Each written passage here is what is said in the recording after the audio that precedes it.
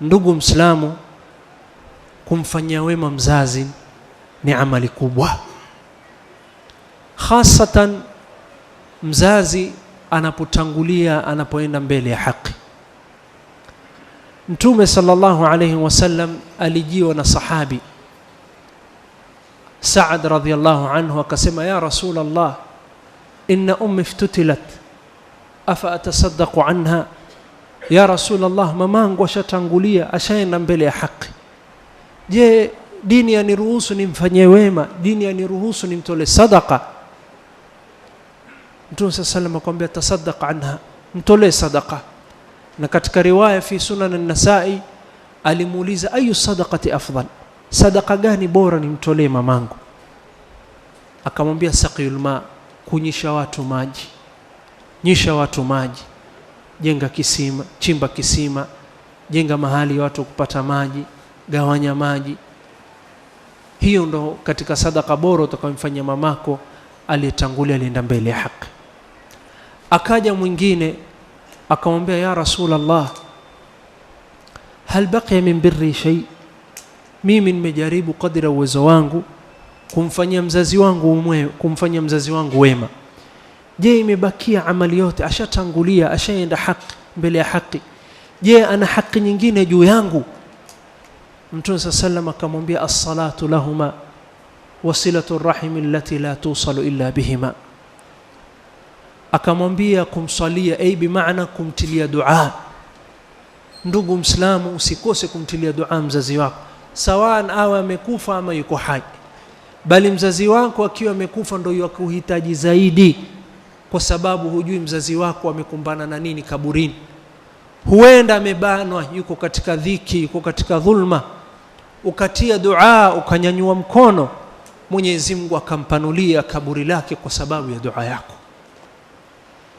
Ndugu zanguni katika imani, haki ya mzazi si kumtilia dua peke yake, kuunga kizazi, familia ya mamako, ndugu zake mamako, watoto wake mamako, yani ndugu zako, kuwajulia hali jamaa ya mama yako. Bali si hayo peke yake, kuwajulia hali marafiki ya wazazi wako. Asema Abdullah ibn Umar radhiyallahu anhu, min abarri albir an tasila ahla wuddi abik, katika wema bora waweza kumfanyia mzazi wako ni kuwajulia hali marafiki ya wazazi wako.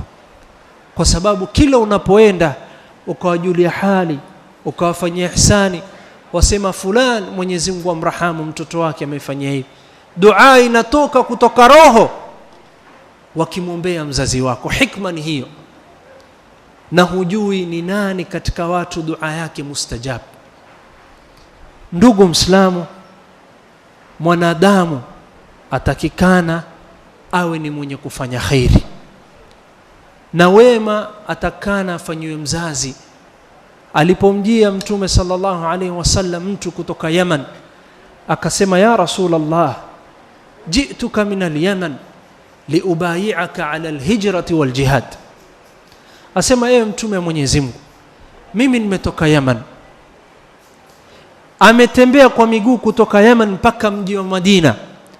Asema huku nimekuja hapa, nataka radhi za Mwenyezi Mungu, nataka pepo ya Mwenyezi Mungu, nataka nikupe mkono, nikupatie kwamba nimekuja, nimetoa bai'a kwamba mimi nimehama, nimekuja kuishi na wewe, na mimi hapa niko tayari nisimame kukutetea wewe na kutetea dini ya Allah subhanahu wa ta'ala. Mtume sallallahu akawa yuko na jeshi ya kutosha, akamuuliza wewe umemwacha nani Yaman? Asema nimemwacha mamangu. Mtume akamrudisha, aturidul janna, wataka pepo wewe?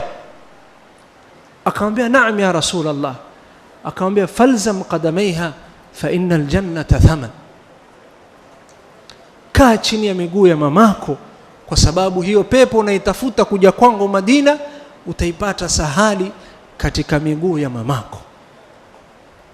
Ndugu Muislamu, ikiwa mamako yuko hai au babako, ujue ni fursa sahali wewe kuingia peponi. Ama ikiwa ametangulia, basi mzazi wako yukuhitaji. Ndugu zanguni katika imani, mwanadamu atakikana awe ni mwenye kufanya khairi, awe ni mwenye kuchuma khairi kwa kumhudumia mzazi wake,